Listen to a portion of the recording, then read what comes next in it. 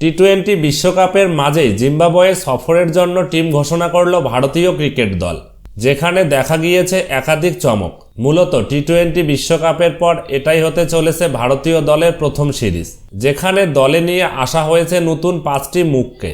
পাশাপাশি রোহিত শর্মা থেকে শুরু করে বিরাট কোহলি এবং জাসপ্রীত বুমরাদের এই সিরিজ থেকে বিশ্রাম দেওয়া হয়েছে। তবে সবথেকে যেটা উল্লেখযোগ্য বিষয় হলো জিম্বাবুয়ে সফরের জন্য অধিনায়ক হিসাবে বেছে নেওয়া হয়েছে শুভমন গিলকে। এদিকে প্রথমবারের জন্য ভারতীয় দলে ডাক পেলেন একঝাঁক নবীন খেলোয়াড়, যাদের মধ্যে রয়েছেন রিয়ান পরাগ, নীতিশ রেড্ডি, অভিষেক শর্মা, ধ্রুব জুড়েল এবং তুষার দেশপান্ডে। এদিকে এই খেলোয়াড়দের মধ্যে ধ্রুব জুড়েল টেস্টের সুযোগ পেলেও টি-20 দলে এই প্রথমবার সুযোগ পেলেন।